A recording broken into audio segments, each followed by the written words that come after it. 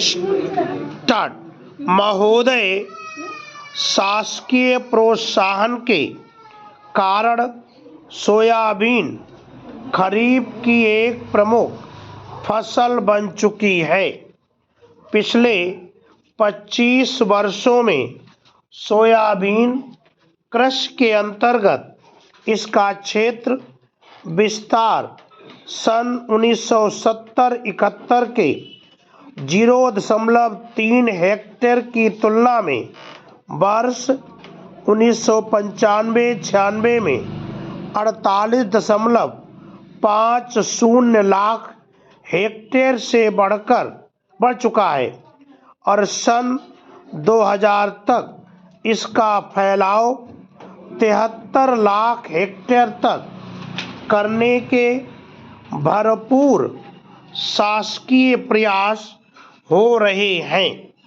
हमारे देश में कृषि भूमि का विस्तार तो हो नहीं सकता, ऐसे में परंपरागत रूप से उगाई जा रही फसलों का ही स्थान सोयाबीन ले रहा है।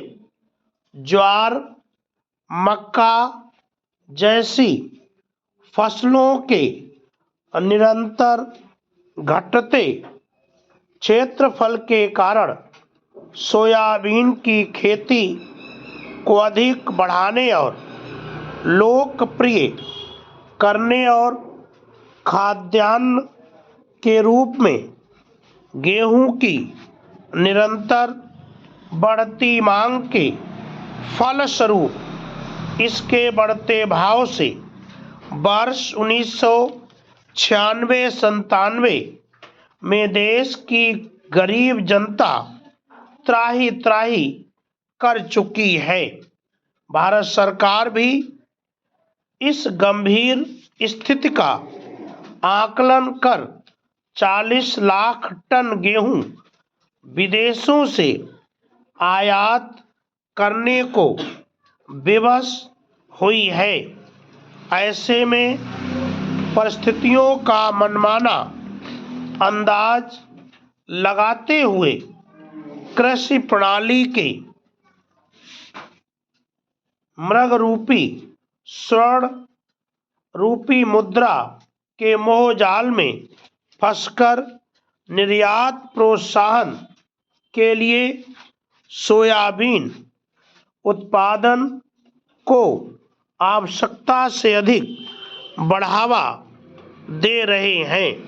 पैरा देश में सोयाबीन उत्पादन और क्षेत्र आच्छादन की दृष्टि से लगभग 70% योगदान मध्य प्रदेश का है।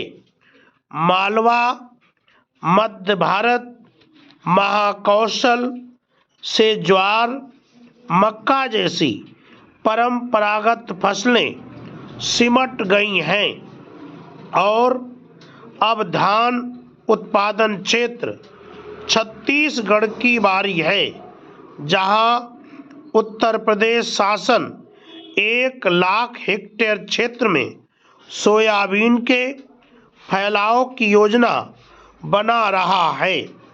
आदिवासी और ग्रामीण अंचलों में चाहे ग्रामीण जन कृषि मजदूर भूख से तरसे, लेकिन प्रदेश के कृषि विभाग का एक सूत्रीय कार्यक्रम है सोयाबीन की खेती का अधिक से अधिक विस्तार।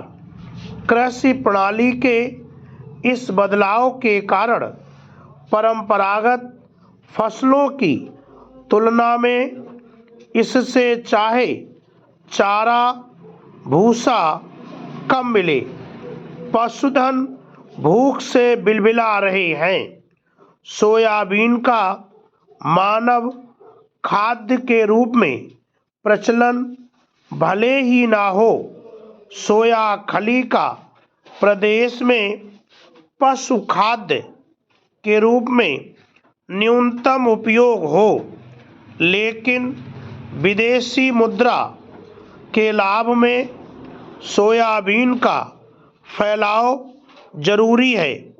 ऐसी ही शासन की नीति बन गई प्रतीत होती है। इस नीति निर्धारण में महत्वपूर्ण भूमिका संगठित सोया उद्योग निभा रहा है। स्टॉप।